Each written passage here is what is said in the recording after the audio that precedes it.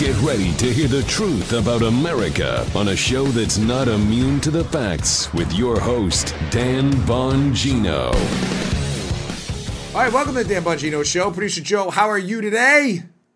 It's Thundering Thursday, Daniel. So, you know, Okay. I'm doing cool, dude. Sure it is. Thundering Thursday. All right, listen, if you were in the sad position of having to watch that disaster night 2 of the Democrat debate last night, I feel for you. I had to watch it because this is what I do for a living. And as always, we will sum it up for you, hopefully in about 20 minutes or less. And here's how we're going to frame this, Joe. Okay. We're not going to cover it as winners and losers because there were no winners again. All right. I thought of a better way. We're going to cover it as losers and bigger losers. What do you think of that? There we go. Losers and bigger losers from last night's debate. I'll just give you a hint. Loser Biden, bigger loser last night, no doubt, Kamala Harris, who at one point, Joe saw the cuts, got absolutely torched. Someone should have dialed 911 by Tulsi Gabbard. We'll get to that. Also got another break. Oh, it was bad, right? Another break in the Jim Comey case, the case against Jim Comey, former FBI director. Ladies and gentlemen, the news I have for you, though, on that, I have to be candid with you, is not very good. So you're going to want to stay tuned to the end. I got that. I also got some video of Elijah Cummings, Democrat representative from Baltimore, saying exactly what he accused Trump of being a racist for saying. So it's a stacked show. All right, let's get right to it. Today's show brought to you by my buddies at My Patriot Supply. Let me ask you something. What were you doing when you put money in a 401k?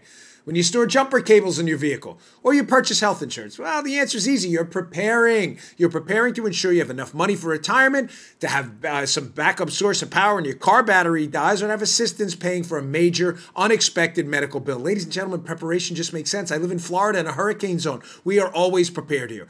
And how do we do it? We have weeks' worth of emergency food from our friends at My Patriot Supply. Order now at preparewithdan.com. Listen, build a food security plan. You're preparing when emergency strike. You ensure everything in your lives that matter. How could you not ensure your food supply? That's crazy. Earthquakes, power outages, civil unrest, these things strike with little or no notice. The best way to prepare is with My Patriot Supply. This is the final week for a special offer. Save $100. That's a lot of money on a 4-week food kit. That's 4 weeks of just mental sanity, knowing you have food in the event of an emergency. It averages 2,000 calories a day, the 4-week food kit. Go to my site here, special site for us, and preparewithdan.com today. This 4-week food kit includes breakfast, lunches, and dinners that last up to 25 years in storage. Prepare with My Patriot Supply. It's a smart thing to do. Do it now. Save $100 at preparewithdan.com.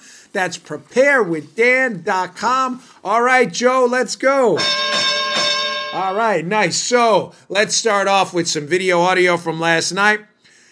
As I said, we're not going to cover winners and losers. We're going to cover losers and bigger losers. One of the losers last night was Joe Biden, who, again, candidly, folks, it's not a knock on the guy personally. I'm trying to get away from that kind of stuff. It's hard because they do so much dumb stuff. But he just looked lost last night. I mean, just looked lost. Here was his closing statement where he's trying to promote a website, a text site. Nobody knew what he was doing. But apparently, Joe's running for office. I hat tip Caleb J. Hull for this one. I'll put this together. He's running for office in the year 3330. It's very puzzling. He doesn't seem to know what he's talking about. Play that cut. If you agree with me, go to Joe 30330 and help me in this fight. Jeez. In the year 303330003. Paula, you went to that website, right? What was it? Some cat, Josh for America. It was, I don't know who Josh for America is at joe30330.com. I don't know. But it ain't Joe.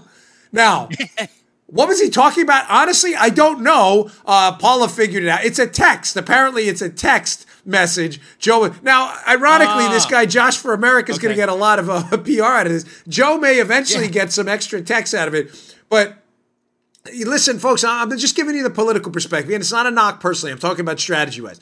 When you're an older candidate, you have to be all there. I mean, these attacks happened against Reagan. Against all. It's not new. When you're an older candidate, you really have to look crisp on stage. And if you're going to say things like go to Joe 30330, is it a website? Is it a text? Is it a lat long? You know, is it like that movie Logan where they're looking for the X-Men refuge and they have the latitude and longitude? I mean, what are you talking about? Are we meeting at some special location in the forest like in the Blair Witch Project? Go to Joe 3032. Punch it in your compass or something. You know, shoot a vector, you know, shoot an azimuth and get like cross vectors and Joe, get it together, okay? I'm sorry. Now, you know, listen, this is kind of a bit of fun and humor at it, but I'm serious. The loser part of last night for Biden was not just that little clip. That sums up Biden's whole performance. He just looked lost. He's not crisp. His answers are meandering, and he doesn't look together. And when you're an older candidate, fair or not, it happens to Republicans and Democrats, you gotta be sharp.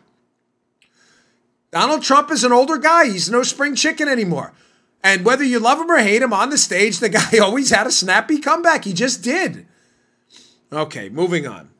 This is just the clown show continued last night. Again, it's tough to categorize who the biggest loser was. De Blasio, I have a tough time even wasting time on this guy, but what he said was so stupid, I feel the need to counterpunch here. So here's de Blasio arguing again last night, the Democrats' new mantra, that the wealthy don't pay their fair share. This is just unbelievably stupid. This has to be the party that's not afraid to say out loud, we're going to tax the hell out of the wealthy. And when we do that, Donald Trump, right on cue, will call us socialists. Well, here's what I'll say to him. Donald, you're the real socialist. The problem is, it's socialism for the rich. Okay, that doesn't even make any sense, but, you know, de Blasio and making sense are like, here's de Blasio, right? Here's making sense. Yeah. Here's the wall in between them. De Blasio never makes sense. Nikita de Blasio is a communist. He's run New York City into the ground. He is the worst mayor in the history of New York City, and believe me, that's saying a lot. We had Abe Beam and David Dinkins. They were horrible, too. De Blasio takes the cake. This is the Platinum Medal award winner in the worst mayor Olympics. This guy's a joke. Now, he goes back to this Democrat mantra, you know, the rich don't pay their fair share. Ladies and gentlemen, again, facts don't matter to liberals. I get that. I'm not arguing on this show to change liberals' minds. You're not, Dan, so what's the point of the show? Liberals are married to stupid ideas. I promise you, you are not going to change any of their minds, okay? The point of this show is always to give you facts and data and ammunition to argue with liberals so that when a third person is listening to your back and forth, he'll understand that you have the facts and they don't. Are we clear on that? I've said this repeatedly. I get a lot of emails on this. You're not going to change the liberals' minds. A lot of them are socialists, some are communists, some are just radical far leftists who believe in stupid stuff. Here's the facts, here's the data. Here's a Wall Street Journal piece. I put this in the show notes against my better judgment, by the way, because it's subscription only, but it's an old enough piece that you may get through the firewall there. Here's the piece. It's from 2018. It'll be in the show notes today. Tax report, the Wall Street Journal. Top 20% of Americans will pay, Joe, 87% of the income tax. Now, for those of you confused about what that means, it means households with $150,000 or more in income, not the super wealthy, make up 52% of total income nationally, but pay the largest portion of total taxes. So just to be clear, I know facts and data don't matter to hard leftists. I understand that. But for the moderate folks listening, persuadable Democrats, and a third person interested in having a rational back and forth, your question to people like de Blasio, what did he say, Joe? We're going to tax the hell out of the rich. You don't do that already? What rate do you want? People who make $150,000 or more, they're doing okay, no dispute, for households. They're doing that. That's, over double the national average. But I wouldn't call them Thurston Howells exactly. $150,000 or more currently pay 87% of the income tax. Here's their comeback. Well, they must earn 80% of the money. No, they earn 52%. You don't know what you're talking about. Do we have a screenshot from that piece? I think we do. I'm sorry for I sent Paula so much information. Yes. Paula on the ball. The results show from the Wall Street Journal piece They did a study. The results of that study show how steeply progressive the U.S. income tax remains. For 2018, households in the top 20%, income $150,000 or more, and 52% of the earned total income, about the same as 2017. But they will pay 87% of income taxes, up from about 84% last year. Get a load of this, Joe. By contrast, the lower 60% of households who have income up to about $86,000 receive about 27% of income. As a group, this tier will pay no net federal income tax in 2018 versus 2% of it last year. All right. So let's debunk a couple liberal dopey talking points, which are just, again, not factually correct, because liberals and facts, they have kind of a problem. They've been immunized at an early age. Get the injection for the fax vaccine. Make sure you give it to the liberal kids, too. Not only is the percentage of wealthy households, as de Blasio would categorize them, 150,000 or more, paying the overwhelming majority of the taxes, 87% of the income tax. Since the tax cuts were implemented, it's gone up 3 percentage points. What do you mean? I thought Donald Trump's tax cuts were for the rich. Only if a tax cut means they paid more taxes as the percentage of the total tax load. But again, leave it to liberal imbecility, right? By the way, the bottom 60% paid no net federal taxes on income tax, that is. I'm not talking about Social Security payroll taxes. Right. None. Zero. Down from 2% from 2017. Libs, again, don't let facts get in the way of your dopey, silly arguments. My gosh, do you ever get an argument right ever? Do you lie about everything all the time? Is there ever is there any compunction to stop ever? Do you ever look in the mirror and go, you know what? I'm wrong about everything I've said and everything I believe? Do you ever say that? I swear they just make this stuff up. All right, moving on. Proving Dan Bongino, the Dan Bongino show. We should have like a Dan Bongino show, Bill of Rights. Bill of Rights. Dan Bongino will guarantee you that cannibalism will take over in the Democrat Party and identity politics. Oh, yes. I've told you that. The left will eventually eat itself on identity politics. It's been one of the axioms of this show from day one. Calling people racist, misogynist, blah, blah, blah, istophobic, phobophobes, as we call them, any word ending in istophobe, will eventually eat the left itself. We saw what happened with the attack on that entertainer, the actor, a guy I like a lot, Mario Lopez, who said that basically 3-year-olds should, probably not be responsible for picking their gender at 3. Really? I don't find that controversial at all. Of course, the social justice warriors. Mario Lopez, he does the show Extra, really nice guy. Brazilian jiu-jitsu guy, too, by the way. They went after him. I'm not saying he's a leftist, but entertainment Hollywood is. Of course, they were going to eat him alive for that. But I had said to you that it's only a matter of time that the left starts attacking itself with charges of istophobic phobophobism. Why, Joe? Because of another one of our axioms. It works. Or I should say, I'm going to change it a little. It worked in the past. The problem is they're using it so much that racism, sadly, the charges become to be meaningless. They call everybody a racist, and the charges become almost meaningless. But it does work, and it is one of the more devastating charges, calling someone a misogynist or a racist.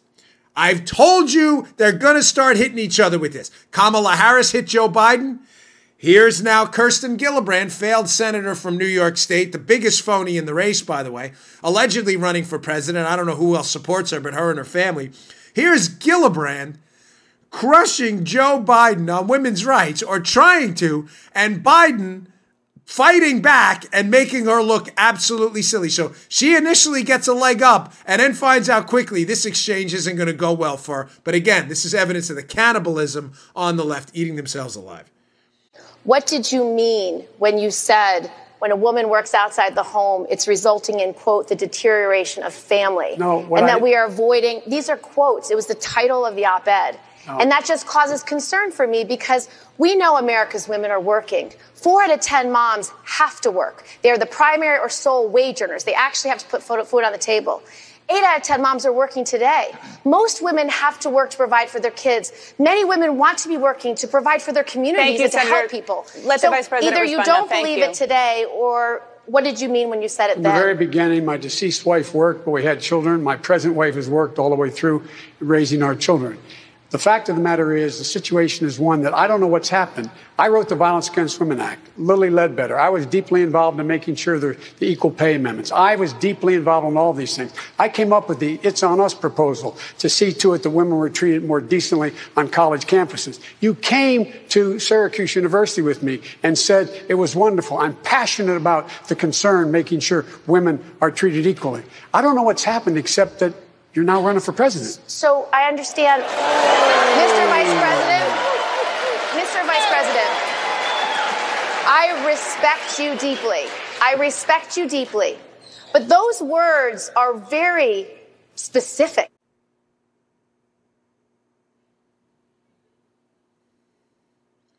Someone want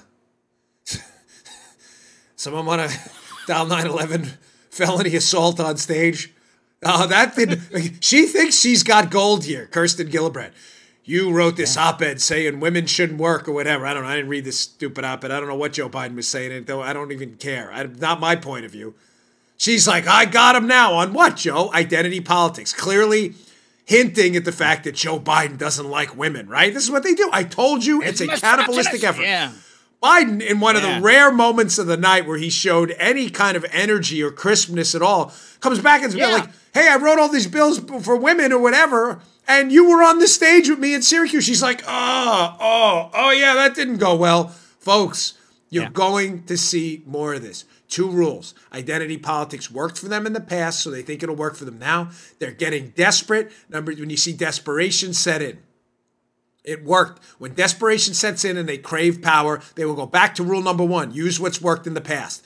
Identity politics. This movement will eat itself alive. You're witnessing it in live time, ladies and gentlemen. Again, here's failed New York State Senator Kirsten Gillibrand. I'm telling you, the biggest phony in the race. She said last time, the first thing I would do if I was president is Clorox the office. This woman's in photos with Harvey Weinstein and Bill Clinton. Maybe you should Clorox the dress you were wearing when you were around Bill Clinton and Harvey Weinstein before you Clorox the Oval Office. Give us a break with these nonsense. I'm going to Clorox you. How stupid.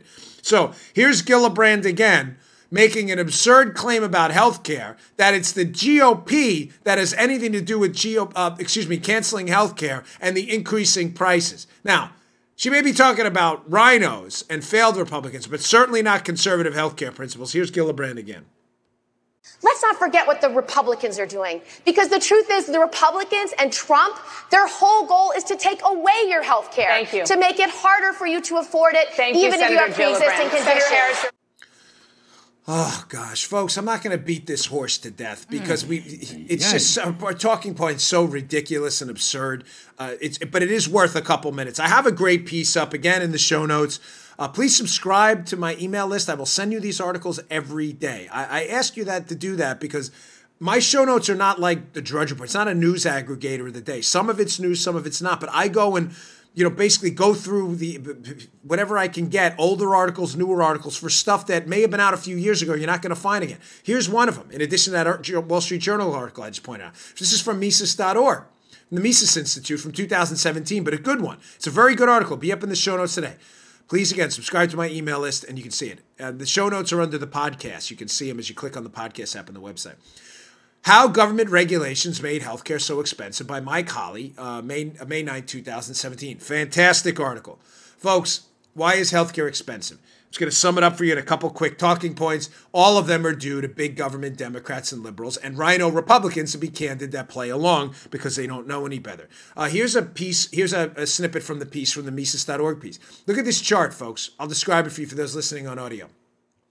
They say the U.S. healthcare cost crisis didn't start until 1965. The government increased demand with the passage of Medicare and Medicaid while restricting the supply of doctors and hospitals. Healthcare prices responded at twice the rate of inflation. If you see this chart, folks, you see the consumer price index going up and the Medicare price index going up at twice the rate. Now the U.S. is repeating the same mistakes with the unveiling of Obamacare. Check this out. Again, it's in the piece. For those of you listening on audio, you can just check it out, click on it, and it's really well done. It lays out how the government has done a few things that have caused the cost curve in healthcare to go through the roof. None of these, by the way, align with conservative libertarian ideas. Maybe rhino Republican ideas, but that's not us. One of them, obviously the third-party payer effect, which we've talked about often. Ladies and gentlemen, when you pay taxes for healthcare rather than paying for healthcare or for health care insurance directly, where you have some control over it, your money is now gone. You then go to get services from a doctor or hospital and the government pays for it. Any cost control or quality control is gone. Why? You have to go to the hospital or doctor the government tells you can go to, quality or not, and the doctor and the hospital don't care about the price. They'll charge you whatever they can get away with. It's not their fault because they know you're not paying. You're not going to challenge it. And what does the government do when costs get out of control? They ration it. We've discussed that off. That's called the third-party payer effect. Look that up. It's one of the most important tenets of economics. It is why government intervention in the healthcare system as a third-party payer, patient, doctor, third parties, the government. It is why the costs and the quality go down in a government-run system. You get rationing and exploding costs because there's no cost control. There's no connection between the patient and the cost, the doctor or the hospital and the cost. They're not paying. They already forfeited their tax money. But the article brings up a couple other interesting points as well. One of them we discussed a long time ago. Why are drug prices out of control? Government regulations. The FDA, ladies and gentlemen, I don't know if you know this, the Food and Drug Administration regulates drugs, Food and Drug Administration. But one of the things they do, which is absurd, is they regulate the efficacy of drugs. Why? The FDA, Joe, should ensure safety. I have no problem with that. The safety of the drug. But if the drug is safe, why is the FDA and bureaucrats telling a doctor if the efficacy, the effectiveness of the drug? Let the doctor figure that out. If a doctor finds out that whatever, I mean, a blood pressure, here's a perfect example. A blood pressure drug works for people with ED, if you get what I mean. That's what happened with finasteride. What is it, Viagra? That's what happened. Let the doctors figure that out. You have, millions of doctors around the world. If the drug is safe, let them figure it out. They're smarter than government bureaucrats. But because the FDA has to determine safety and efficacy, you get these like 20-year pipelines for drugs to get into market, which explodes the cost. Government screwing it up again. Make sure that thing's safe and let the doctors figure it out if it works or if it doesn't. They'll get it. Here's another thing, which again is in the piece. The doctor and hospital supplies being restricted. The government encourages limited enrollment in medical school. That's why the costs are out of control. Through regulations, certificates of need for hospitals. Certificate, what do you need a certificate from the government? If I want to build a hospital, I need the government to tell me if I can or can't? Folks, if I see competition in an area and I want to drive down the price and open my own hospital, why do I need the government's approval? Because they love this. And frankly, some Republicans have played along. So Gillibrand's assertion that, the Democrats, we have all the answers, the Republicans screw this up. Not the good ones. Solid Republicans who believe in free markets understand that the costs of medicine will come down when the government gets out of the way. Stop the FDA nonsense. Stop the certificates of need. Stop the third-party payer nonsense. Have a social safety net built in where I already made my suggestion. Let doctors and hospitals write off their tax bill, a complete tax deduction of all the care they provide for free to people in need. Oh, we can't do that. Why? You're giving them money anyway. You're giving them our tax money through Medicaid. Why not just let them keep their own money? You get it? Let indigent patients, people who are poor, go into a doctor or hospital and let the doctor, they'll have some kind of tax ID number, social security number, write off the full cost of that care. Oh, but then doctors and hospitals won't pay taxes. Who cares? Who cares? We're already giving them our tax money. So let me get this straight. What you'd rather do is have doctors and hospitals pay enormous tax bills and then for us to reimburse those doctors and hospitals with our money? And that makes sense to you. Just let them write off the care. You'd see doctors and hospitals clamoring for low-income patients. They're not interested in solutions. Not at all. All right, here is, oh man, this was bad. This was, of all the dial 911 felony assault on stage. Gosh, this was the worst. Yeah, I know. Joe gets to cheat. Yeah. He gets to see the clips before the show. Dude. Yeah, dude is right. This is one of those Rob Schneider moments, right? Yeah. Tulsi Gabbard, Congresswoman from Hawaii. Tulsi Gabbard went after Kamala Harris yesterday. Kamala Harris, senator from California, who's been creeping up on Joe Biden in the polls, has been running on this, basically police, anti-law enforcement, free weed for everyone kind of agenda. But that's not exactly Kamala Harris's record when she was the Attorney General of California, as Tulsi Gabbard points out in this clip.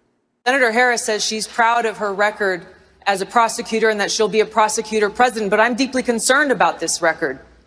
There are too many examples to cite, but she put over 1,500 people in jail for marijuana violations and then laughed about it when she was asked if she ever smoked marijuana.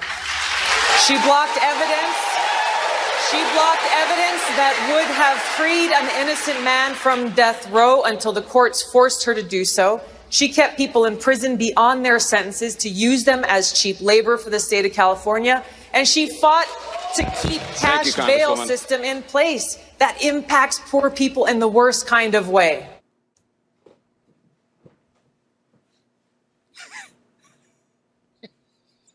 I don't even... Harris didn't even know what to do there. She's like, parry. No, there comes... Doc. She's like, remember Rocky IV? Rocky with Drago? He's got the rope in the bar. He's going up. She don't even know what to do with that one. With that, folks, listen. That was brutal. I mean, you want to talk about an epic takedown. Now, because Kamala Harris is... I think Gillibrand is phonier than Harris. Oh. De Blasio's the king of the phonies, by the way. I shouldn't say. Gillibrand takes second place to De Blasio, but Harris and Gillibrand are like competing for the silver medal of phonies. Kamala Harris has changed her mind on everything in this race. Dana Lash was on Fox this morning. Fox and Friends has an interesting theory about this. I just want to throw this out there quick. She thinks that Gabbard is going after Kamala Harris as some kind of like wink and a nod to Joe Biden, because she may be either in line for a cabinet position, I doubt VP, but maybe. You know what? I got to tell you, first when I heard it, I was like, Dana may be right. Because Tulsi Gabbard did not touch Joe Biden last night. And so that there may be something there. But again, ladies and gentlemen, this is, these people are not being real with you. Liberals are not being honest about what happened. Okay, I want to wrap this up with this and move on. Because we got a bad, negative, thumbs down update on the disastrous situation with Jim Comey. But I want to just kind of sum up the debates and what we're seeing now after we've now got 4 debates under our belt. Clearly now the things are changing. There are now 3 lanes emerging. The liberal lane, the moderate lane, and the outsider lane. That's changed now. Initially, Bernie Sanders was the liberal lane leader. I would venture to say now, after 4 debates, I don't want to make predictions. Bernie's in trouble. I'm not going to say he's done. Bernie's in a lot of trouble. The liberal lane, and Joe, if you have any beef with this, or Paula, let me know. I agree. I think the liberal lane now is Elizabeth Warren. We have 3 viable lanes. The moderate lane is still Biden.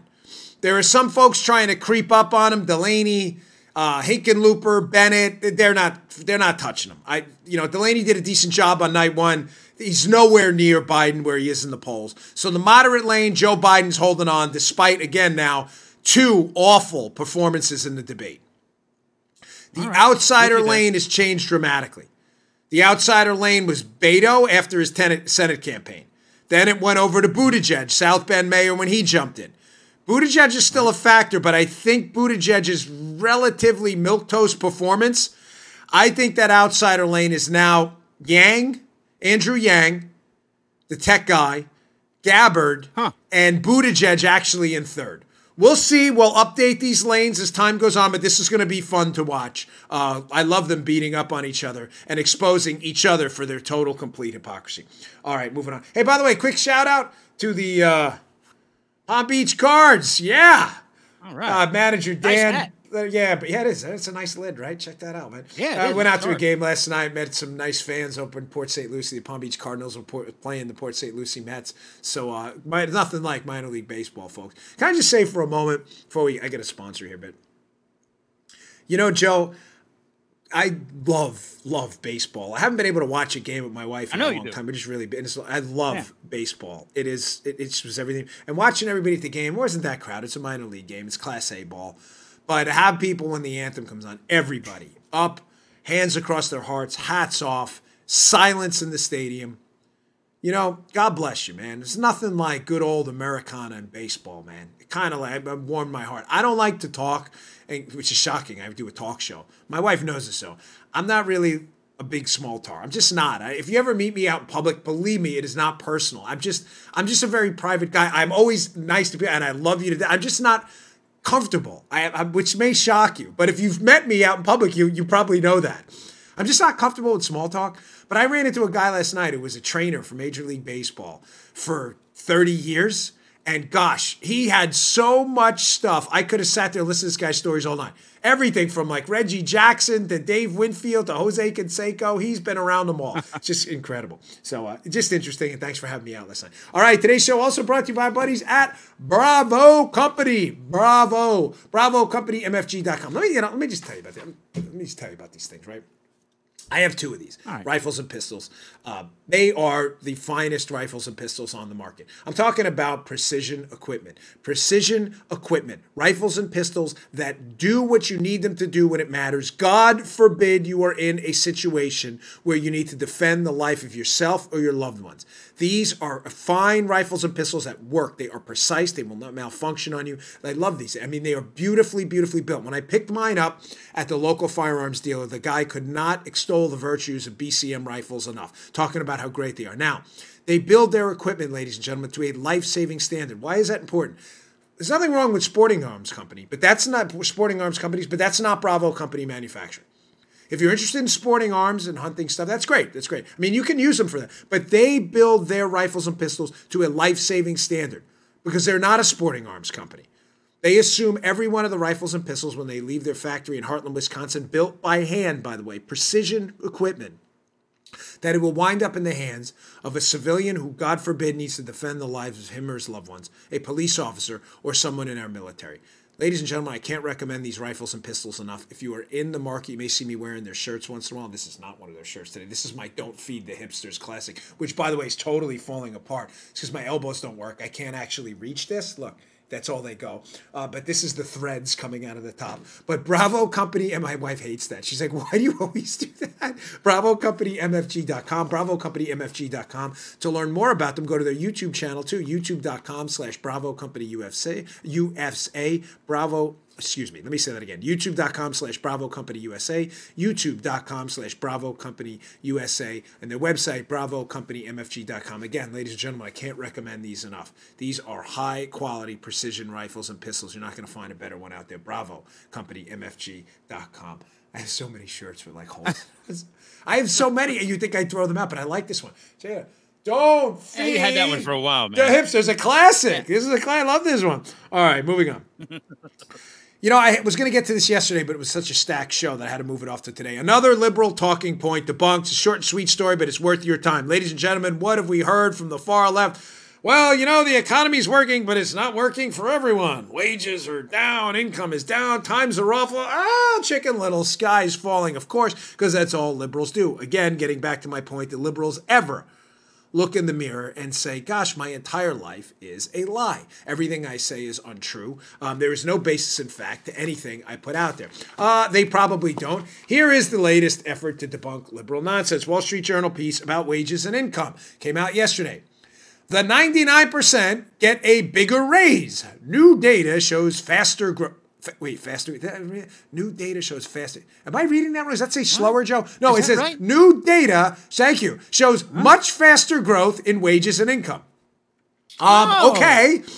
So from the piece, I have two takeaways from this piece. The Bureau of Economic Analysis, not a partisan think tank, folks, by the way, on Tuesday, published its annual revisions to personal income data.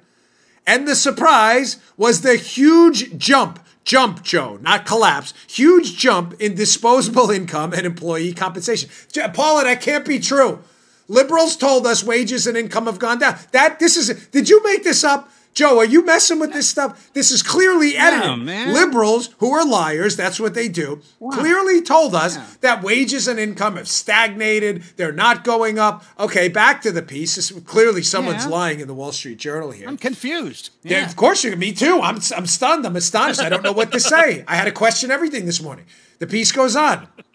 The Bureau of Economic Analysis revisions show that employee compensation rose. Does that say collapsed? No, it says rose. Rose 4.5% in 2017 and 5%. Is sure that's not negative 5%? No. It rose 5% in 2018. Some 4.4 billion and 87.1 billion more than previously reported. The trend, folks, has continued into 2019, with compensation increasing 378 billion, or 3.4% in the first 6 months alone. What's happening? Wages and salaries were revised upward. Wait, upward? That doesn't say downward. No, it says upward. Wages and salaries were revised upward to 5.3% from 3.6% in May, year over year. And in June, wages and salaries grew at an annual wages and salaries grew at an annual rate of 5.5%, which is a rocking 4.1% even after adjusting for inflation. Oh my gosh, folks, do you ever get tired of having to deal with liberal stupidity? Ever? Does it ever slam you in the face that talking to liberals? I am sorry. Again, it's hard for me to not make this personal because they make it personal. Because when you say this, they'll come back and what are they going to say, Joe? You're definitely a racist. You are 100% a racist for talking about, what are you talking about? We're talking about wages and income. It doesn't matter. You're a racist. I'm not a racist. No, okay, you're not. You're but you hate women. I hate women. I do? Maybe not. But you're definitely a transphobic homophobe. I'm a transphobic homophobe. What are you even talking about? This is what they do. They never have any data to back up any of their assertions. Let me prepare you for their comeback because that's what we do. What's their comeback going to be, Joe? It's going to be obvious. They're going to say, well, clearly Obama did that. It wasn't Trump. Keep in mind, for 8 years, Obama blamed Bush for his disastrous economy. Now Obama's out of office, and Obama acolytes give credit to Obama for what he blamed Bush for. Putting that irony aside for a minute, here is another portion of the article, which you'll find interesting, to counteract the liberal nonsense that, in fact, Obama did it. Recall how liberals blamed secular stagnation as the reason worker incomes weren't growing faster during Obama's presidency. Yet employee compensation has increased by $150 billion more in the first 6 months of 2019 than in all of 2016. Compensation increased 42% more during the first 2 years of the Trump presidency than in 2015 and 2016. This refutes the claim by liberals that the economy has merely continued on the same trajectory since 2017 as it was before. Again, folks, I'm not giving you this to give to your liberal friends. They don't care. They legitimately don't care. They look in the mirror every morning, and it's the Truman Show. You know, everyone around them is acting, and they think everything is real. They're delusional. I'm sorry. They're not. None of this is going to penetrate. That's fine. I'm telling you, when you debate them, use the material I give you for the third person listening, because they are the Trump voter out there and the forgotten man who's never been privy to a conversation like that where liberals actually had to defend their data. Because I'm telling you, when you come back and say, well, the growth rates are far higher than the Obama years. In fact, they're double in many cases what Obama handed off, the garbage he handed off to Trump.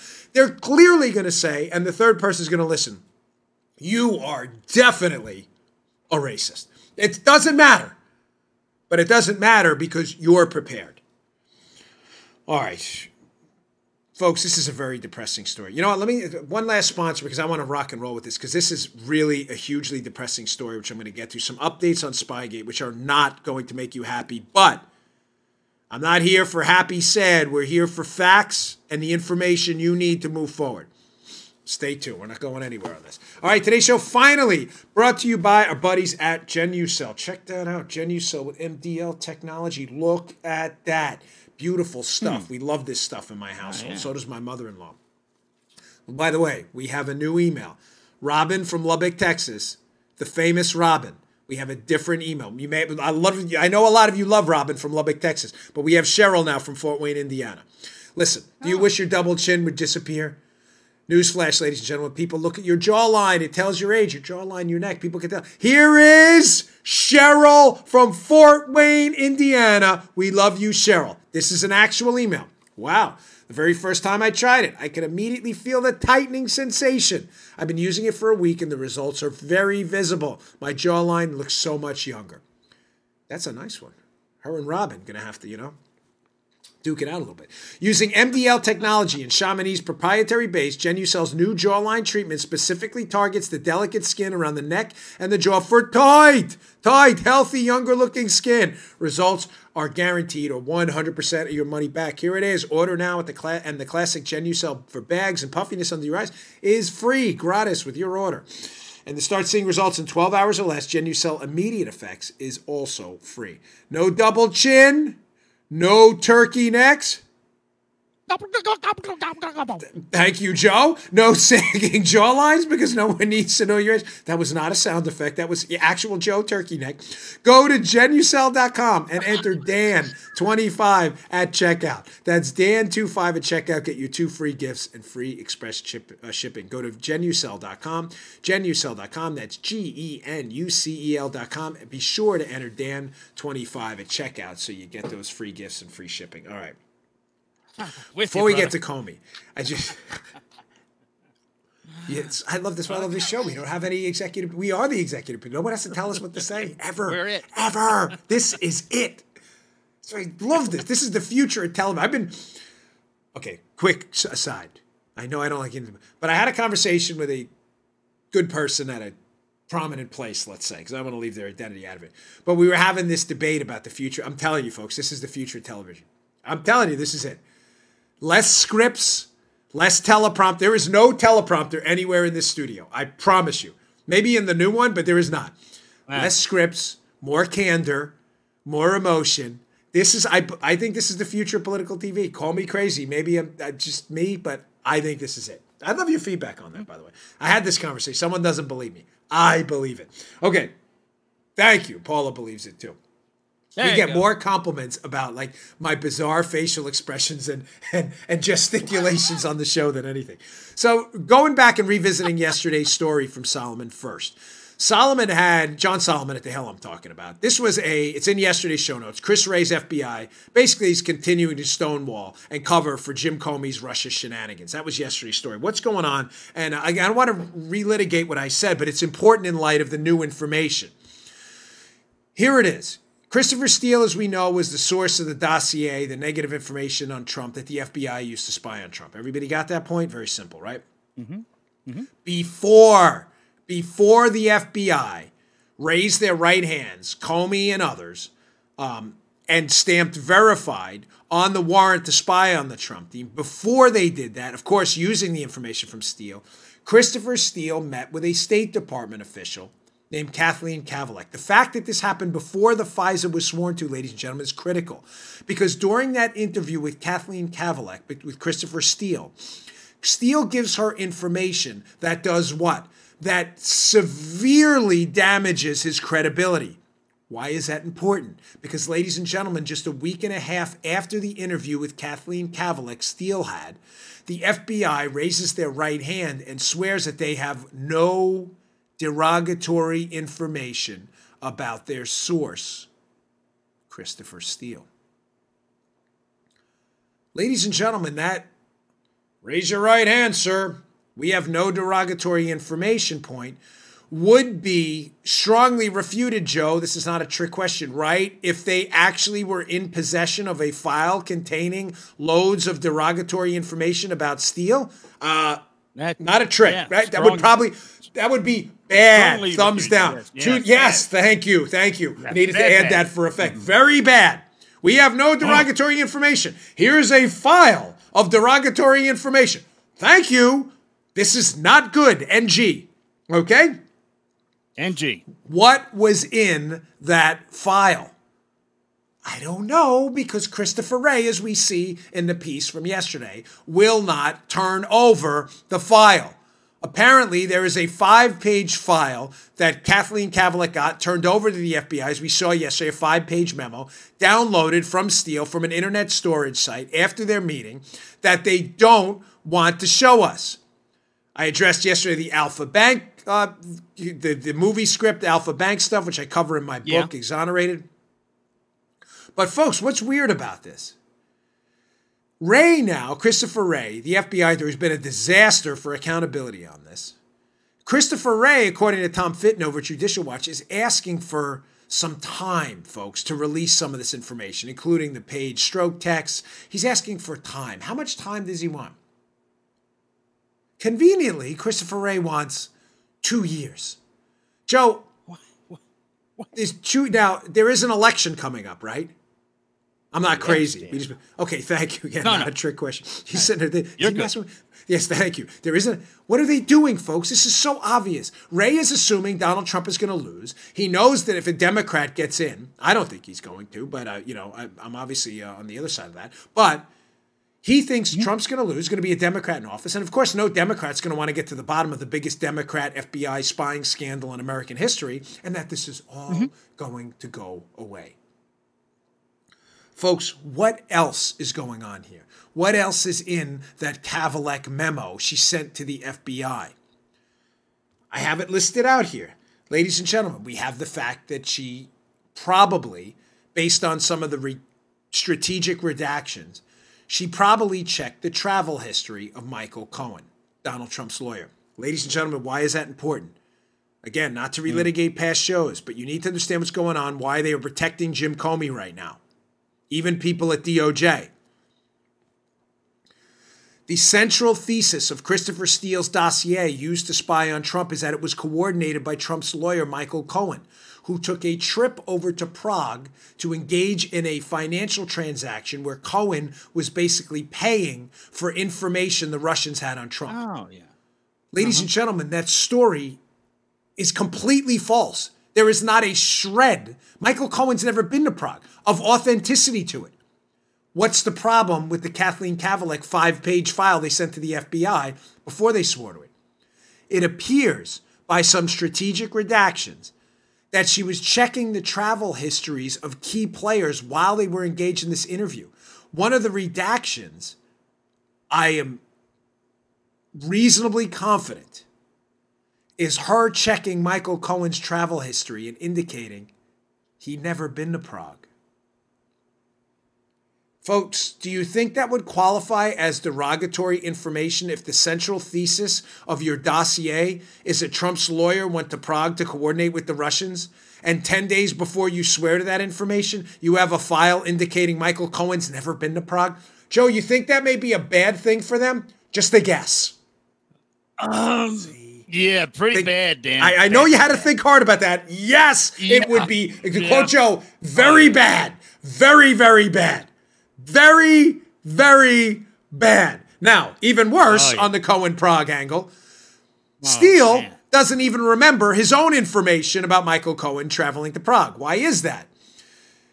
Because he tells Kathleen Kavalek in the interview, as I just told you, about Michael Cohen traveling to Prague, and then in a dossier memo, just 10 days later, he writes that his source is unsure about the location of the meeting between Cohen. Ladies and gentlemen, what do you think may have happened there? Let me just throw this out there, folks. You think it's possible that this interview with Kavalek was more of a two-way than a one-way interview? You think it's possible Kavalek winks and nods at Steele? Hey, I just checked the travel histories. Cohen's never been to Prague. Revise that memo. Memo to the FBI 10 days later. Yeah, I'm not really sure about where that happened. You think that's possible? Oh, so now let me get this straight. We have the possibility that a State Department official is giving information to a political opposition researcher who says he wants to take down Trump, who is feeding it into the FBI to spy on Trump. Oh, that sounds like kind of a problem to me. Oh, yeah. Oh, yeah, that's right. Is that what's in those memos? Peanut, is that... This is my daughter's stuffed animal. Peanut, is that what's in... He's looking at... Peanut, is that what's in the interview? Yes, Dad, that's what's in it. Thank you, Peanut. My daughter wanted Peanut to make an appearance during the show. That's my little one. That's her stuff. Joe's like, is that a rat? I'm like, it's a dog. What do you mean is that a rat? It's got legs, look. Even Peanut knows something's wrong. Peanut knows that these memos are a problem. So number one, if in those memos she was checking Cohen's travel history and the FBI knew that Cohen didn't go to Prague and swore to it anyway, big trouble.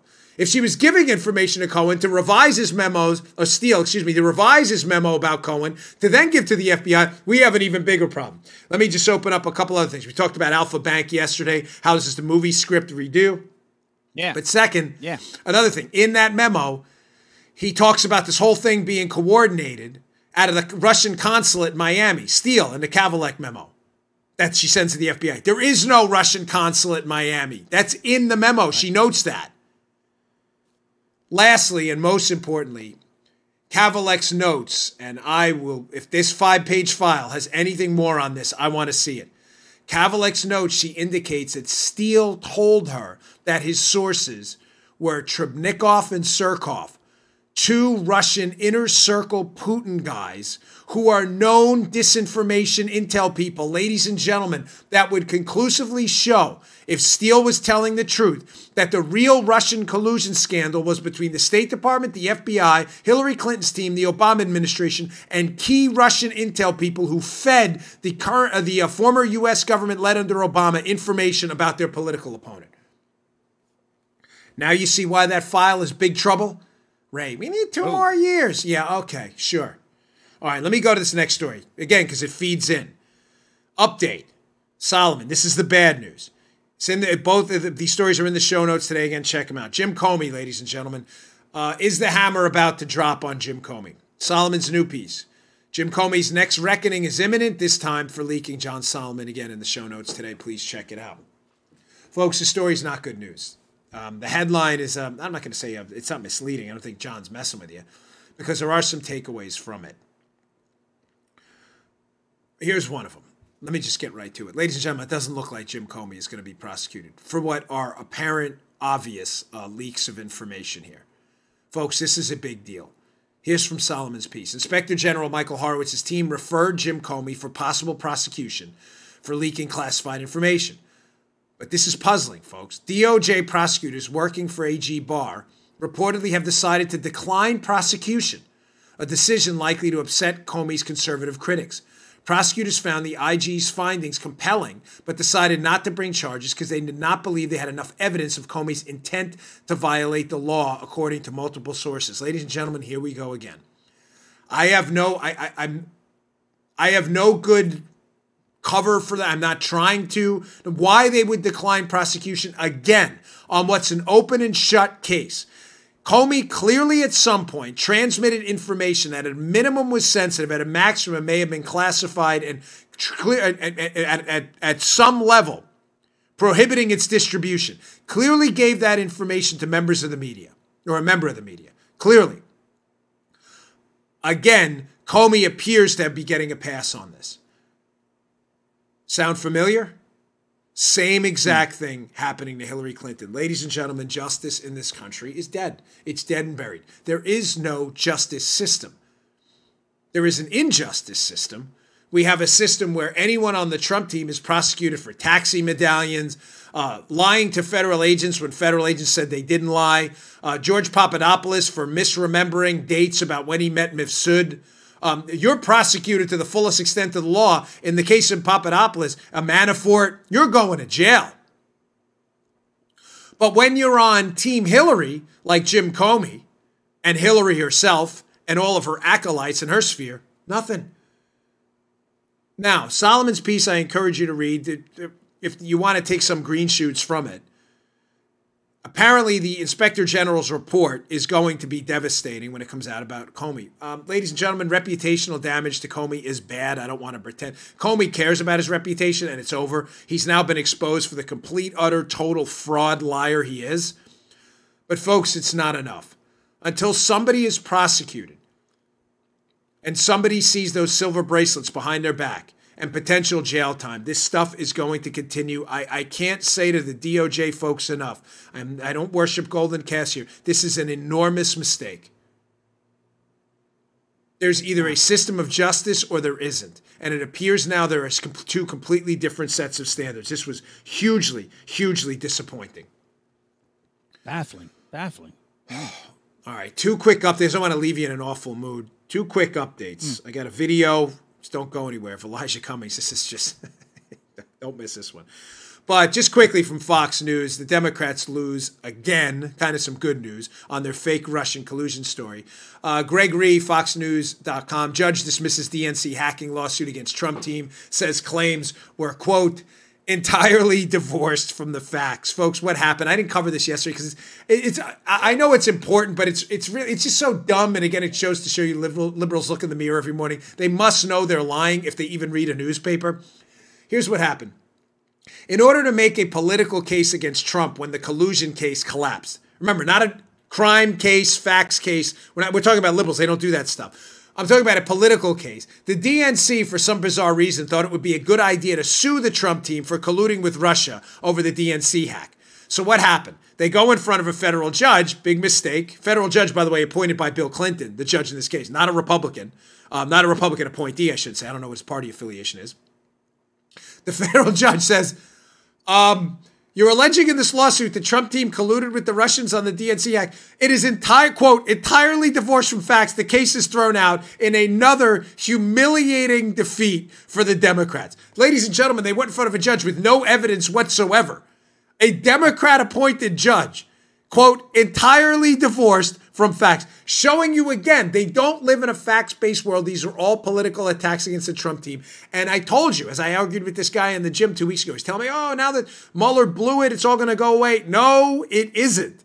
It is not going to go away. Democrats don't live in a facts-based world. They live in bizarro Superman land, where everything's upside down. Despite the fact that they have no case, I promise you, they will continue to try to make no case a case. They'll refile this somewhere else, despite having no evidence any of it's actually true. Okay, last story. I had a few more. Gosh, I get so much. Don't miss tomorrow. I got such a stacked week, and I've been very energetic lately. So I get into these stories, and sometimes they take a little longer. So forgive me. Elijah Cummings, Democrat, Congressman, Maryland, 7th Congressional District, has been in charge as a federal congressman, basically in Baltimore and Baltimore City, portions of the county and the city forever, has been in this Twitter back and forth with Donald Trump, who Trump hit him, as he should have, for, listen, what are you doing in your district? Baltimore's being run into the ground. And in his tweet, Donald Trump said, listen, this is a rat-infested city. Nobody would want to live there. And, of course, everybody accused Donald Trump of racism because that's what they do all the time. They don't really have anything else. Of course, neglecting the fact that there is a film about Baltimore called Rat Film, about the rats in Baltimore. We showed you video rats running through live shots. There are rats in Baltimore. It's a significant problem. But they said, Joe, it's not Trump calling it rats so much, calling out the rats. It's the infested line. Like, oh, you can't say infested. Of course, everything's racist. Remember what I told you about the language codes? Yeah. Now the new code for racism is the word infested. Okay, whatever. Not okay, and we're not going to accept that, but if that's what they do.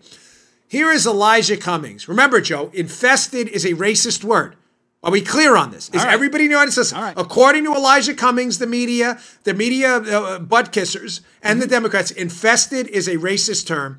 Here's Elijah Cummings clearly calling people out for using the word infested. His clip, he's telling people, don't dare use the word infested. I'm just kidding. Play the cut.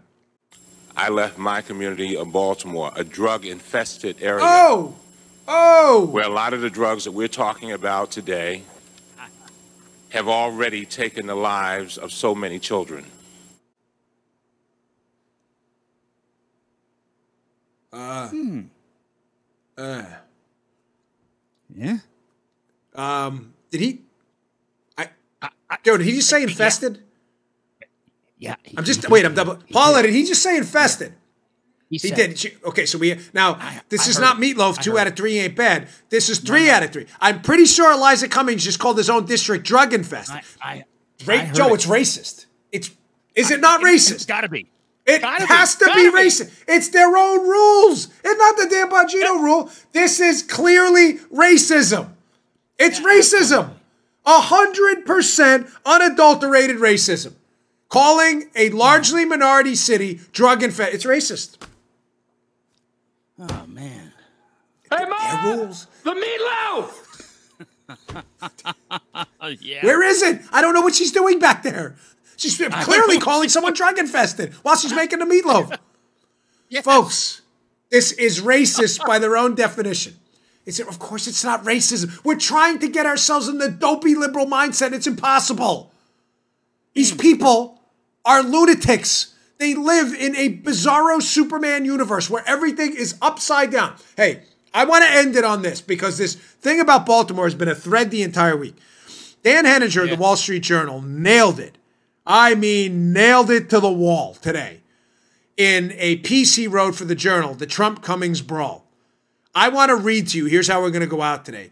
One of the best pieces of writing, take about 15 seconds, I've seen in a long time on this.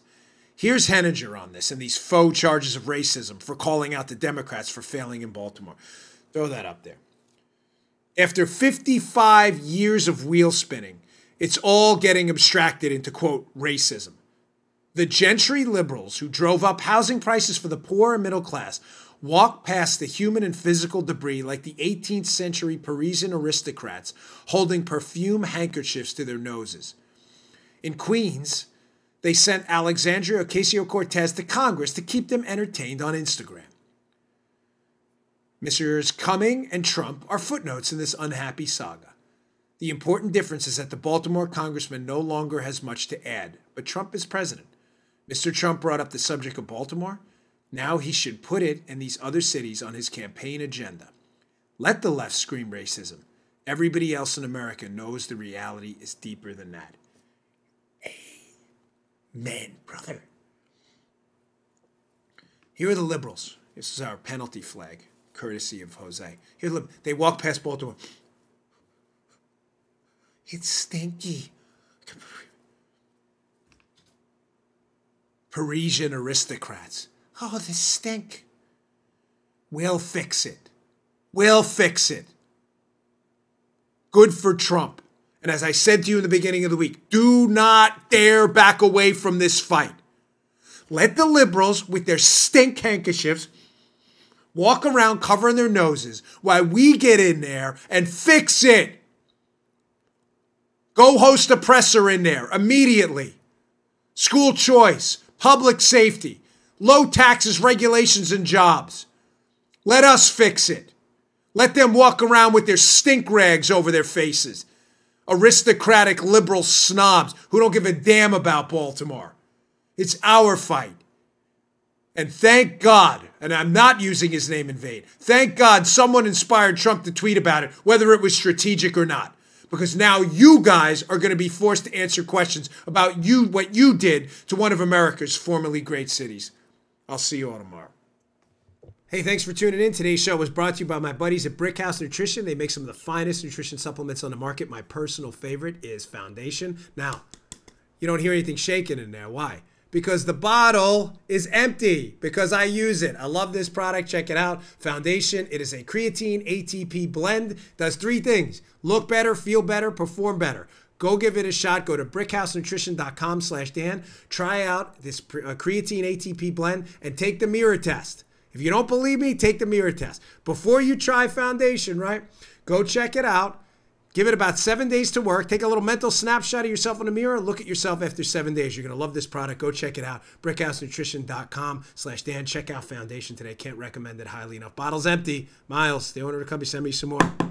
Thanks for tuning in, folks. See you all later. You just heard The Dan Bongino Show. You can also get Dan's podcasts on iTunes or SoundCloud. And follow Dan on Twitter 24/7 @DBongino.